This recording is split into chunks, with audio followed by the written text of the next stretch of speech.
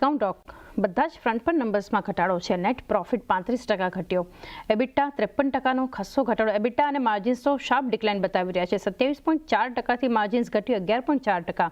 ખસ્સો દબાણ આપણને ત્યાં પણ જોવા મળી રહ્યું છે. કઈ રીતે સલાહ આપશો મસ્કાઉન્ટ ડોક?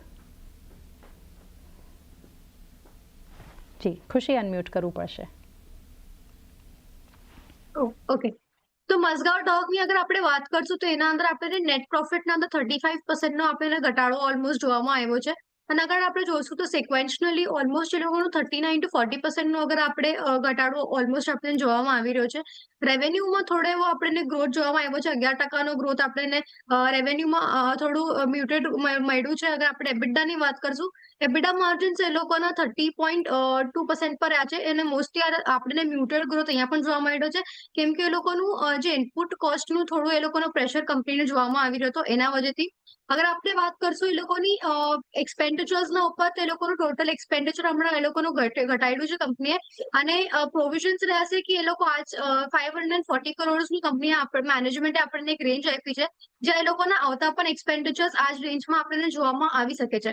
તો જે આપણને ઘટાડો જોવામાં આવ્યો છે પ્રોફિટમાં પણ, અને એના પછી જે હમણાં રેવન્યુ ગ્રોથ પણ કંપની થોડો બહુ આપ્યો છે. અને પ્લસ અગર આપણે જોશું તો મેનેજમેન્ટે આપણને એવું જણાવ્યું છે કે એ લોકો થોડું પ્રોજેક્ટ એક્ઝિક્યુશન કેપેસિટી એ લોકોની વધારવામાં છે, જેના વજહથી એ લોકોના જે નેક્સ્ટ ક્વાર્ટર્સ છે એનામાં આપણને રેવન્યુ અનલોકિંગ અને પ્રોફિટેબિલિટી થોડું જોવામાં આવી શકે છે.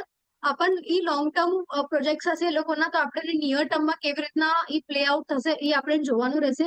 કેમ કે જે એક્ઝિક્યુશન કેપેસિટીઝ હમણાં લોકોની થઈ છે, તો હમણાં આવાળા ક્વાર્ટર્સમાં બહુ મ્યુટેડ એક્ઝિક્યુશન કેપેસિટી કંપનીએ આપી છે, તો જેના વચ્ચે લોકોનું આપણે નેટ પ્રોફિટ પર અને રેવન્યુ પર આપણે ઇમ્પેક્ટ જોઈ શક્યા છે. તો નેક્સ્ટ ક્વાર્ટર્સમાં આપણને જોવામાં રહેશે કે એ લોકોનું જે પ્રોજેક્ટ એક્ઝિક્યુશન કેપેસિટીઝ છે, એ લોકો કંપની કેવી રીતના એને કેટર કરે છે અને કેવી રીતના એ આખું પ્લે આઉટ થઈને એ લોકોના નંબર્સના અંદર આપણે આવતામાં જોવામાં આવશે. તો એ એક એ લોકોનું મેઇન રહેશે.